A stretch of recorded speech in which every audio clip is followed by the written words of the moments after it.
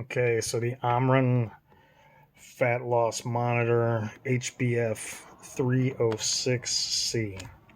Bought this thing about 10 years ago, I think for $26 on Amazon. I've thought about making a couple videos on this, but never did. I just came across it again, and I noticed that it has increased in value exponentially. It's now worth $400, or somebody's at least trying to sell it for $400. So I guess what's going on here? Does it work? How does it work? Is it worth it? I remember thinking that it was fake and that these things wouldn't even, weren't even connected to anything. For what it's worth, too, I'm not the only one who doubted this technology. Here's a quick video snippet I came across of somebody with an Intech scale that uses the same kind of technology and what his first interpretation was. So there you have it, you guys. I can't believe I doubted Intech. I totally was expecting to find out there's actually nothing inside and that this was not conductive at all. I can't find any of the original marketing material, but I think the reason for this was that, they came in at a very low price point and they, used all this flowery language to describe how the tests actually worked when it's actually pretty simple. So I took it apart and it turns out they are connected and that.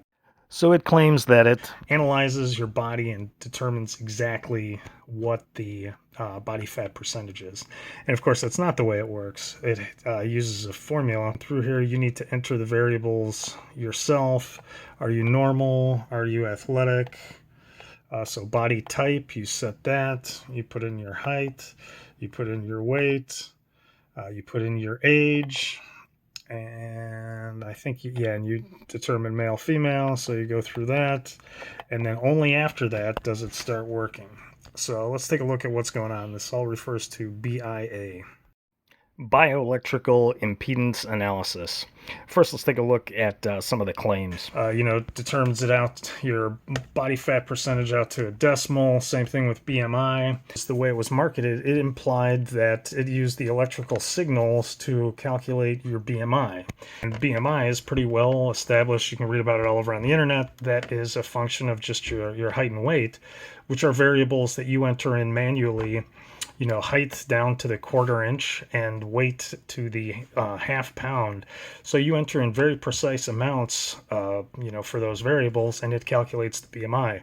But the original literature made it seem like the BMI was also a function of this electrical pulse that was being sent out. And I thought that was, disingenuous at best. So let's keep moving through here real quick. Okay, so you've got your 5 variables, male, female, athlete or normal, height, weight, and age. And like I said, the BMI comes from these two. So just to kind of prove that out, I'm going to accept the defaults here real quick. Guessed, normal body type, 5'7", 135 pounds, 40 years old, male. And if I started, it's going to require I put my hands on there to get going. Now we can let it default out, and you can see it can't even calculate the fat percentage, which is accurate if it pretends to be using this. I shouldn't say pretends. If it uses the electrical impulse, but you can see the BMI is 21.1, and I'll do that same thing with another calculator. So just to prove that out, I'll enter those same default values into an online calculator and show that you get the same result. I don't think there's much controversial about this point. First, let's explain that each 5 of these variables is determinative on, one's overall body fat percentage, which, of course, is exactly why the Omron prompts you to enter those variables in before it'll do the calculation.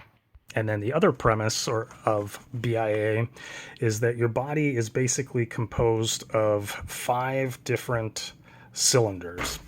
And if these cylinders were made completely of water and based on your size, you would have a certain impedance across it, right? Like, measuring, we're doing hand to hand. There's foot to foot, foot to hand. There's different ways of measuring this. But strictly speaking, the one that this Omron uses is hand to hand. And it measures the impedance across that. As you introduce fat into these cylinders, the impedance increases. And so that's where it's impedance that is measured in BIA, bioelectrical impedance analysis.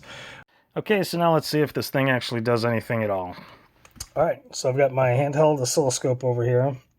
I am going to set a trigger so that the first thing that comes through the oscilloscope will take a snapshot of it, record some data about it. We'll be able to see it on the screen. If this thing is indeed sending out a signal, we should be able to capture it with that. So with that said, let's go through. Let me just pick the defaults. The signal shouldn't have to depend on any of that stuff. Make sure I've got this ready. I'm going to try to start it when I see those buttons working. Let's try to capture it. And we got it. Okay, so this thing does in fact send out a signal. It's pretty interesting. Like I said, at first I didn't think it would be. A couple things we can notice about this. You can see the voltage, the time, and then also check out the frequency is 49.999 kilohertz. They'll be important. Let's take a look at some of the educational literature, and you'll see that that's exactly what they recommend to check impedance. Okay, so the verdict is it's not fake. It actually does something, but probably what it actually does is misunderstood by most of the consumers out there, and they think that it does something entirely different. At best, this yields an estimate or calculates a prediction, and it doesn't result in a precise number that many people probably think it does.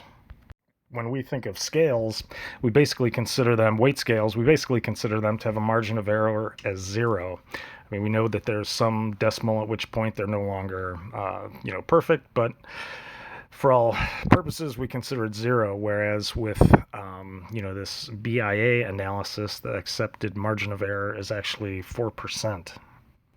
So the accepted margin of error is plus or minus 4%, but that's also on a compressed scale, as probably 99.9% of the people will fall in between, say, 5% body fat and 50% body fat. Okay, so we know the science is imprecise. You could measure, 12%, and you could actually be plus or minus 4 on either end. You could be 8%, or you could be 16%. I think most people who use this would agree that that's a huge, imprecise range, especially in absolute terms. So why is it that it has 4,300 reviews and generally over, 4.5-star reviews? Okay, so I just used this thing probably thousands of times in the last couple of weeks, and I've literally read thousands of reviews and watched, a bunch of videos.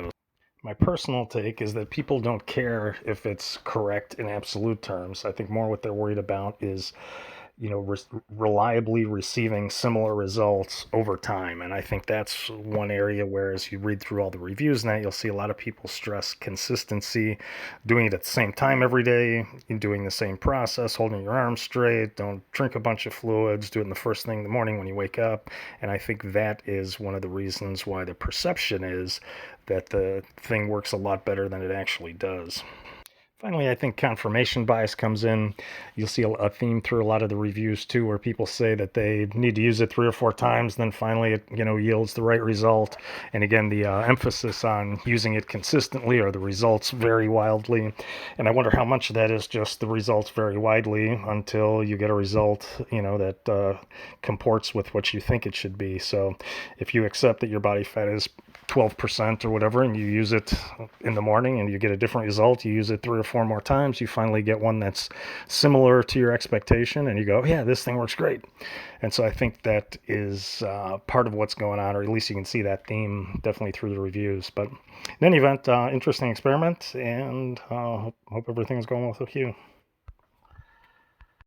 I never suggest commenting, but if anybody's got a different idea on why this is perceived as being so accurate, I'd like to hear it. Thanks. Bye.